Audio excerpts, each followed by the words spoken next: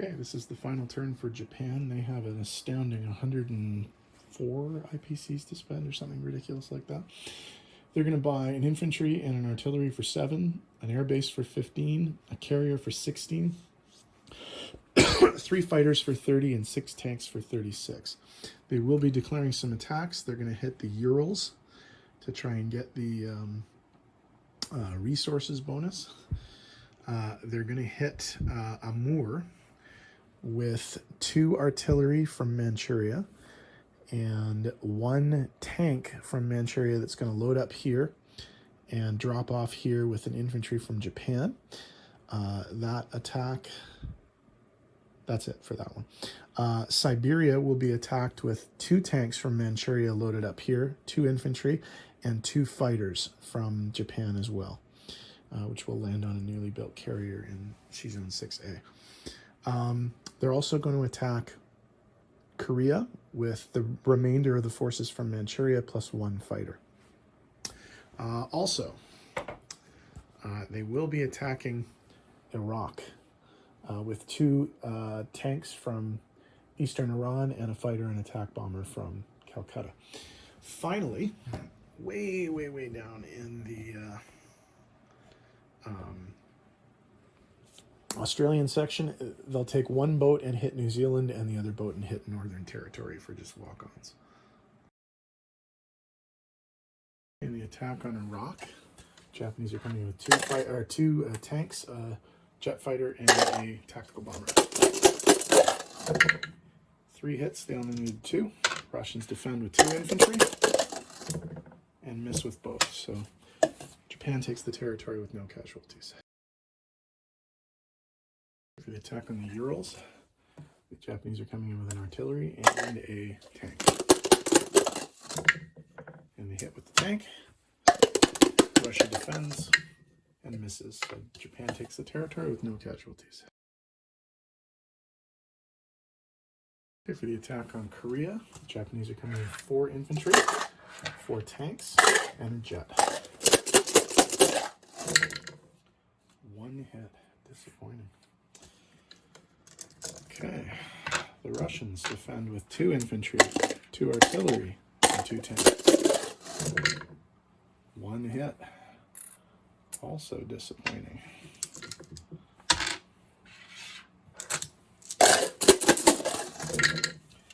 Two 4 hits. That would be everything but 1 tank.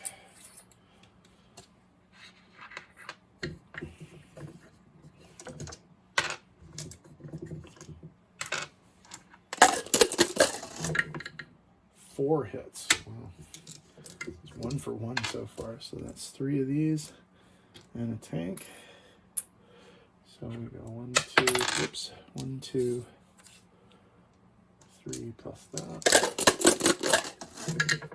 3 hits, they only needed 1. Miss. So the Japanese take the territory with 5 casualties, 4 infantry and a tank. For the amphibious landing in Amur, the Japanese transport, the merchant ship Nanamaru, is dropping off an infantry and an artillery, and they're being supported by, an infantry and a tank, and they're being supported by 2 artillery from the ground. So that's 3 2s and 3. 1 hit.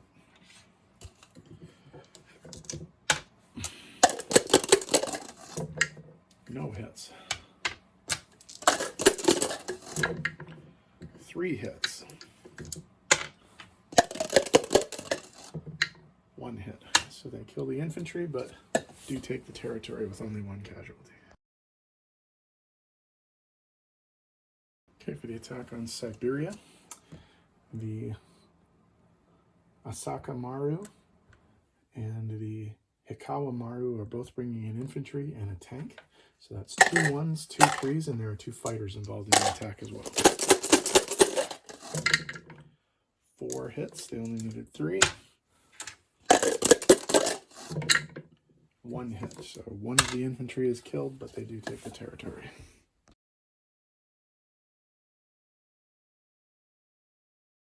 Okay, non-combat for the Japanese. This artillery in eastern Iran is going to move into Iran. The infantry from West India is going to move into eastern Iran. The infantry, mech, and tank from India are going to be railed into Iraq. The 3 infantry and artillery from Burma are going to go into Calcutta. This infantry from Kansu is going to go to Tunguska, and the 2 tanks from Kwaichao are going to be railed to Tunguska. Let's get rid of these. The fighter and the TAC bomber at the Okinawa Air Base are going to move to Hokkaido and land there. The fighter from the Korea attack will also land in Hokkaido. The 2 fighters from the Siberia attack will land in C-Zone 6A and be built on the new carrier.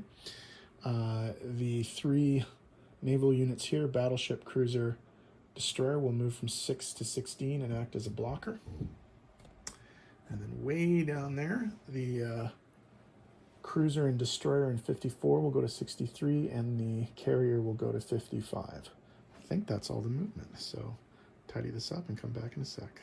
I think I forgot to mention the 2 planes from the Iraq attack will land in Iran as well.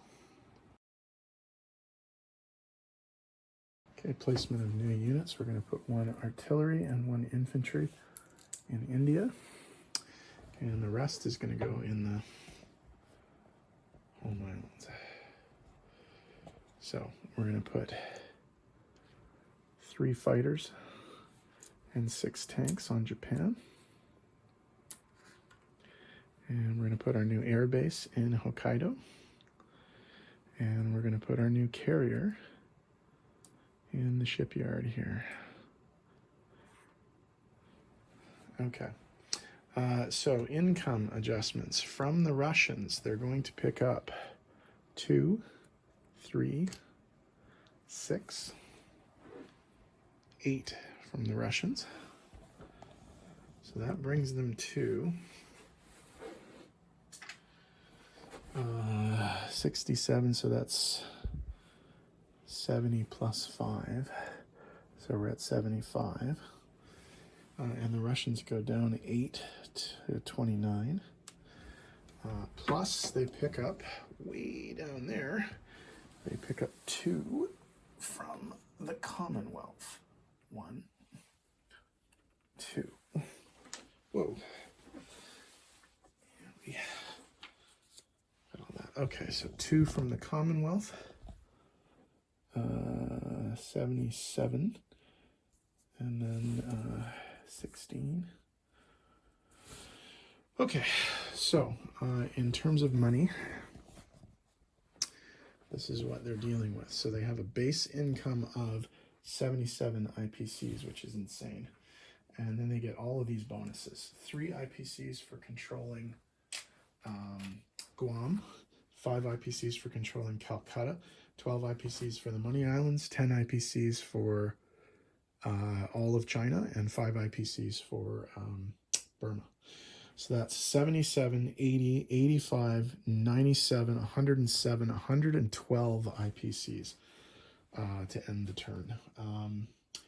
US is up next. I don't think they can take Japan because that blocker, I think, is going to be effective enough to block their way. And they will not be able to go through there. So I think that's probably the game, but we'll play it out to the end and then have a look at the board and see what it looks like. So US turn 8 coming up.